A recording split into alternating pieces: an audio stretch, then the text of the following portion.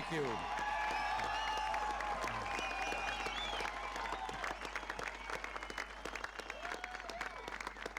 Thank you very much.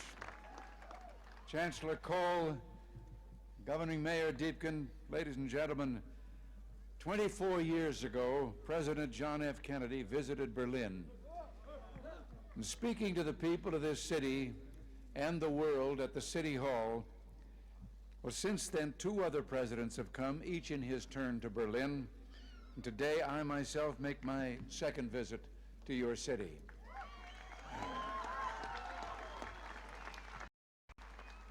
We come to Berlin, we American presidents, because it's our duty to speak in this place of freedom.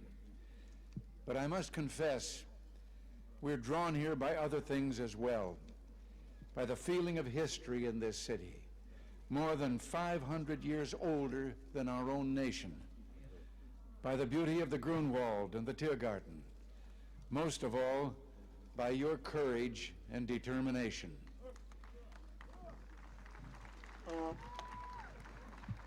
Perhaps the composer Paul Linke understood something about American presidents. You see, like so many presidents before me, I come here today because wherever I go, whatever I do, ich hab noch keinen Koffer in Berlin.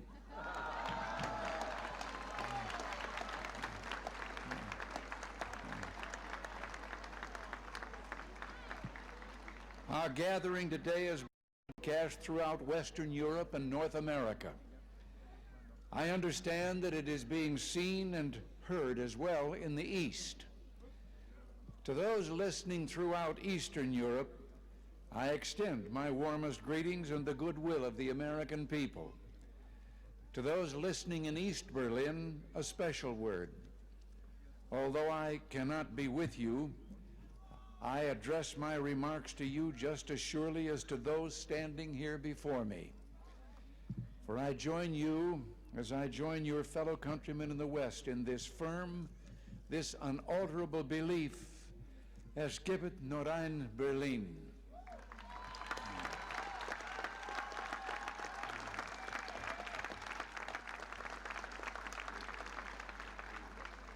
Behind me stands a wall that encircles the free sectors of this city, part of a vast system of barriers that divides the entire continent.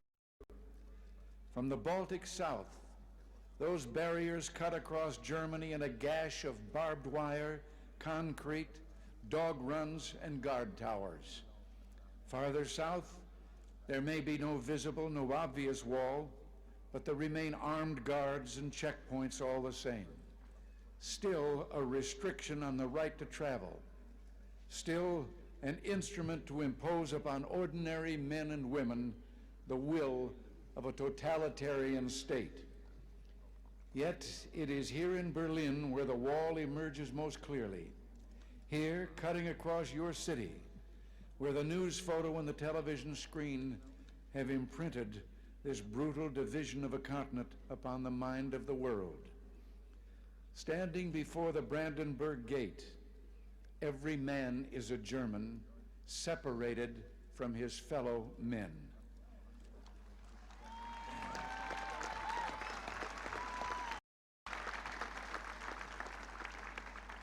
Every man is a Berliner, forced to look upon a scar. President von Weizsäcker has said the German question is open as long as the Brandenburg Gate is closed.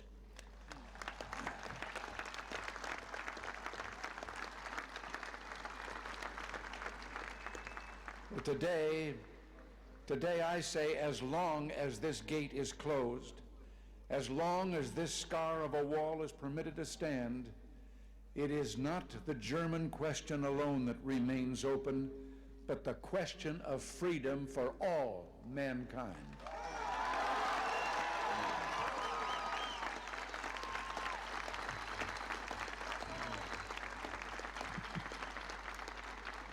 Yet, I do not come here to lament, for I find in Berlin a message of hope, even in the shadow of this wall, a message of triumph.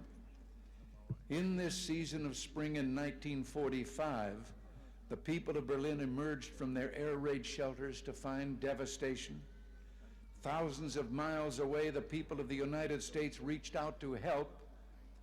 And in 1947, Secretary of State, as you've been told, George Marshall, announced the creation of what would become known as the Marshall Plan.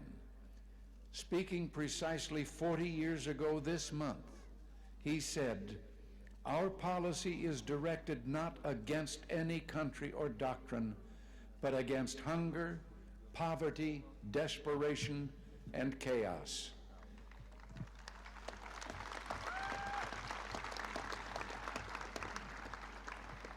In the Reichstag a few moments ago, I saw a display commemorating this 40th anniversary of the Marshall Plan.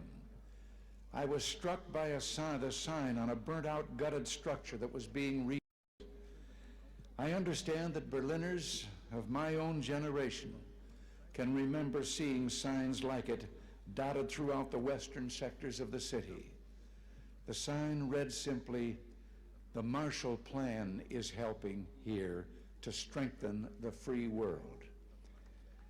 A strong free world in the West, that dream became real. Japan rose from ruin to become an economic giant. Italy, France, Belgium, virtually every nation in Western Europe saw political and economic rebirth. The European Community was founded. In West Germany and here in Berlin, there took place an economic miracle. The Wirtschaftswunder. Adenauer, Erhard, Reuter, and other leaders understood the practical importance of liberty, that just as truth can flourish only when the journalist is given freedom of speech, so prosperity can come about only when the farmer and businessman enjoy economic freedom. The German leaders reduced tariffs, expanded free trade, lowered taxes. From 1950 to 1960 alone, the standard of living in West Germany and Berlin doubled. Where 4 decades ago there was rubble, today in West Berlin there is the greatest industrial output of any city in Germany. Busy office blocks, fine homes and apartments, proud avenues and the spreading lawns of parkland. Where a city's culture seemed to have been destroyed, today there are 2 great universities, orchestras, and an opera, countless theaters and museums. Where there was want, today there's abundance, food, clothing, automobiles, the wonderful of the Kudamm.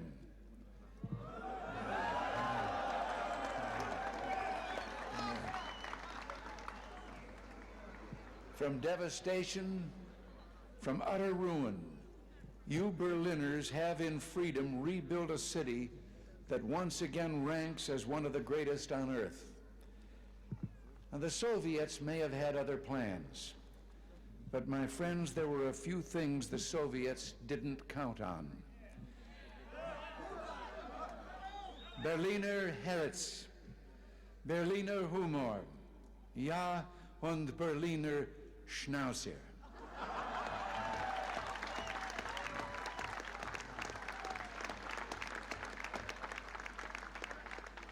In the 1950s,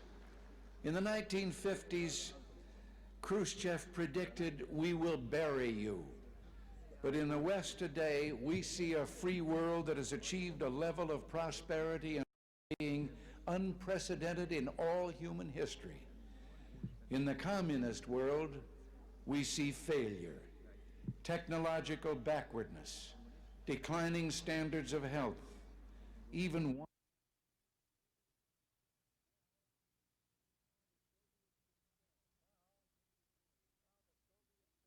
and now the Soviets themselves may in a limited way be coming to understand the importance of freedom.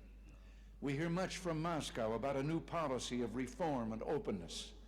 Some political prisoners have been released. Certain foreign news broadcasts are no longer being jammed. Some economic enterprises have been permitted to operate with greater freedom from state control. Are these the beginnings of profound changes in the Soviet state, or are they token gestures intended to raise false hopes in the West or to strengthen the Soviet system without it? We welcome change and openness, for we believe that freedom and security go together, that the advance of human liberty can only strengthen the cause of world peace. There is one sign the Soviets can make that would be unmistakable, that would advance dramatically the cause of freedom and peace. General Secretary Gorbachev, if you seek peace, if you seek prosperity for the Soviet Union and Eastern Europe, if you seek liberalization, come here to this gate. Mr. Gorbachev, open this gate.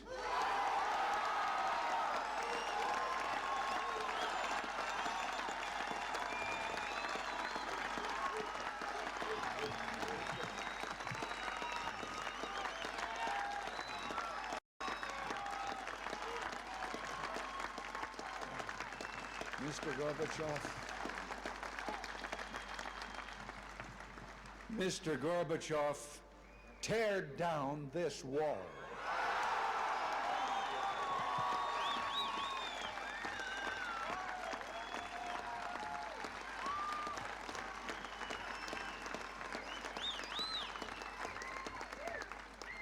I understand the fear of war and the pain of division that afflict this continent, and I pledge to you my country's efforts to help overcome these burdens.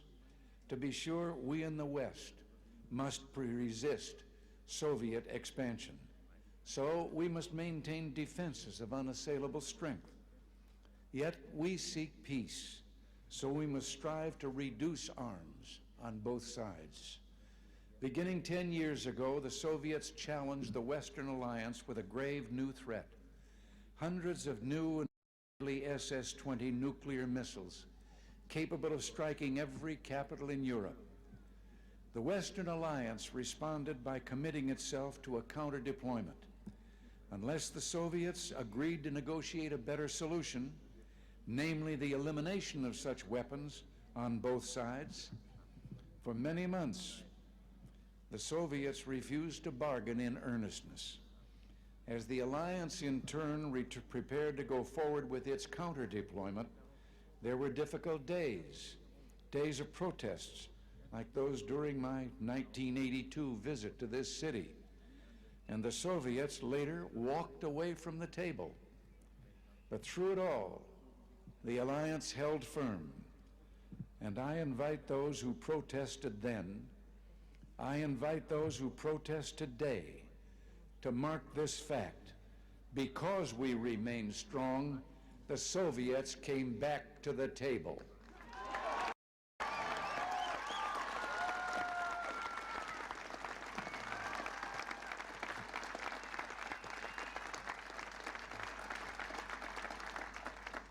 Because we remain strong today, we have within reach the possibility not merely of limiting the growth of arms, but of eliminating for the first time an entire class of nuclear weapons from the face of the earth. As I speak, NATO ministers are meeting in Iceland to review the progress of our proposals for eliminating these weapons. At the talks in Geneva, we have also proposed deep cuts in strategic offensive weapons. And the Western allies have likewise made far-reaching proposals to reduce the danger of conventional war and to place a total ban on chemical weapons. While we pursue these arms reductions, I pledge to you that we will maintain the capacity to deter Soviet aggression at any level at which it might occur.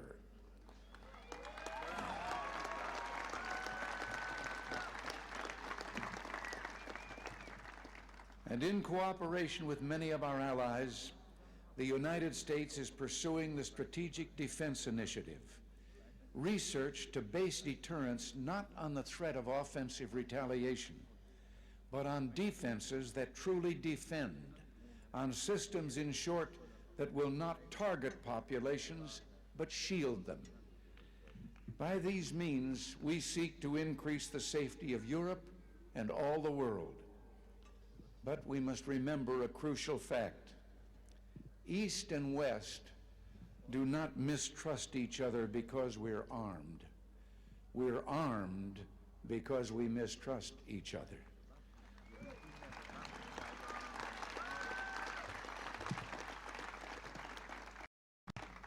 And our differences are not about weapons, but about liberty. When President Kennedy spoke at the City Hall those 24 years ago, freedom was encircled. Berlin was under siege. And today, despite all the pressures upon this city, Berlin stands secure in its liberty, and freedom itself is transforming the globe. In the Philippines, in South and Central America, democracy has been given a rebirth. Throughout the Pacific, free markets are working miracle after miracle of economic growth.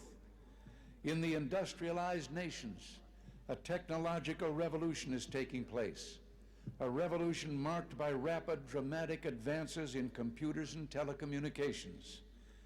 In Europe, only one nation, and those it controls, refuse to join the community of freedom.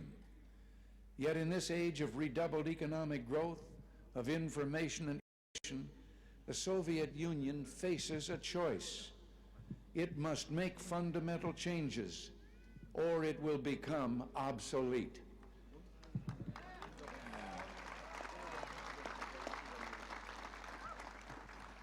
Today, thus represents a moment of hope.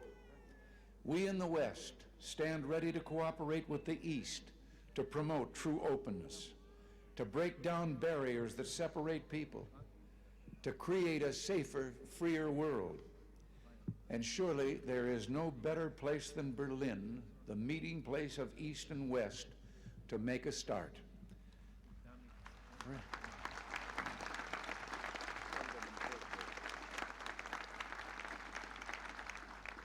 Free people of Berlin, today as in the past, the United States stands for the strict observance and full implementation of all parts of the Four-Power Agreement of 1971. Let us use this occasion, the 750th anniversary of this city, to usher in a new era, to seek a still fuller, richer life for the Berlin of the future. Together, let us maintain and develop the ties between the Federal Republic and the western sectors of Berlin, which is permitted by the 1971 agreement. And I invite Mr. Gorbachev, let us work to bring the eastern and western parts of the city closer together so that all the inhabitants of all Berlin can enjoy the benefits that come with life in one of the great cities of the world.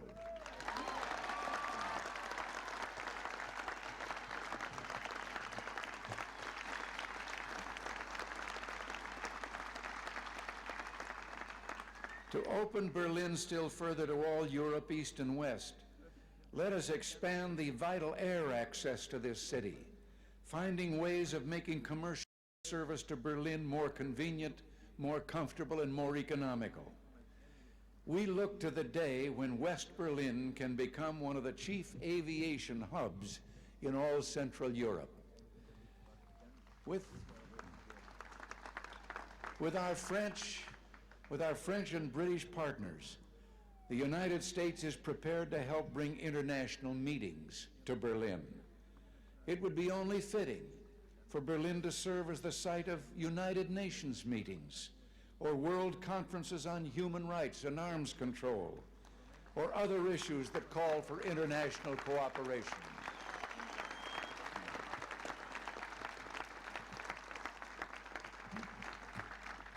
There is no better way to establish hope for the future than to enlighten young minds, and we would be honored to sponsor summer youth exchanges, cultural events, and other programs for young Berliners from the East. Our French and friends, I'm certain, will do the same. And it's my hope that an authority can be found in East Berlin to sponsor visits from young people of the western sectors.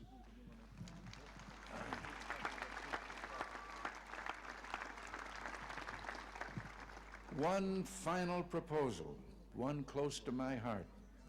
Sport represents a source of enjoyment and ennoblement. And you may have noted that the Republic of Korea, South Korea, has offered to permit certain events of the 1988 Olympics to take place in the North.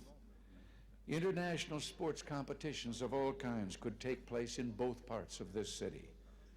And what better way to demonstrate to the world the openness of this city than to offer in some future year to hold the Olympic Games here in Berlin, East and West.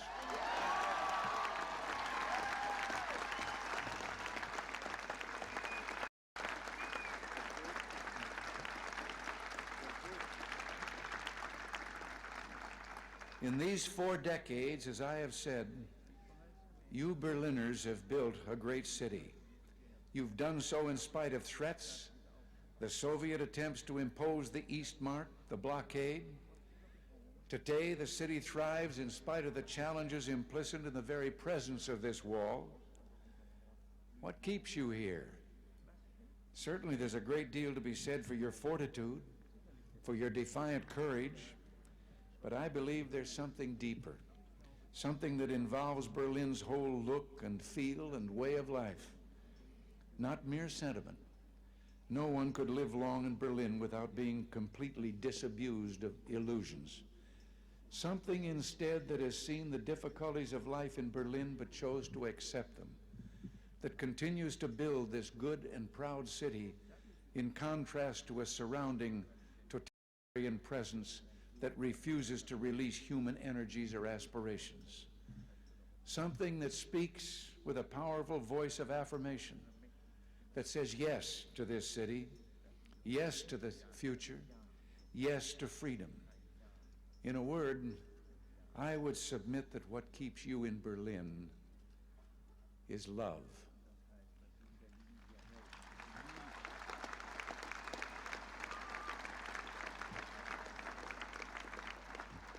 Love, both profound and abiding. Perhaps this gets to the root of the matter, to the most fundamental distinction of all between East and West. The totalitarian world produces backwardness because it does such violence to the spirit, thwarting the human impulse to create, to enjoy, to worship. The totalitarian world finds even symbols of love and of worship an affront. Years ago, before the Germans began rebuilding their churches, they erected a secular structure, the television tower at Alexanderplatz. Virtually ever since, the authorities have been working to correct what they view as the tower's one major flaw, treating the glass sphere at the top with paints and chemicals of every kind. Yet even today, when the sun strikes that sphere that towers over all Berlin, the light makes the sign of the cross.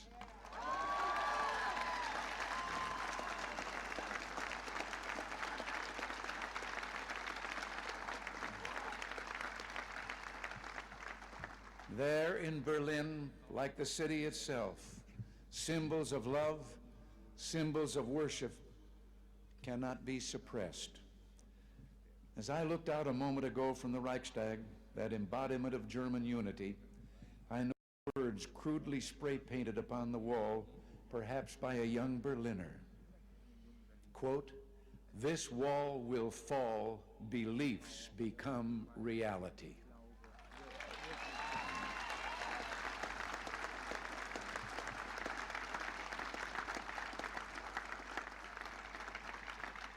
Yes, across Europe this wall will fall, for it cannot withstand faith, it cannot withstand truth. The wall cannot withstand freedom. And I would like, before I close, to say one word. I have read and I have been questioned since I've been here about certain demonstrations against my coming. And I would like to say just one thing, and to those who demonstrate so. I wonder if they have ever asked themselves that if they should have the kind of government they apparently seek, no one would be able to do what they're doing again.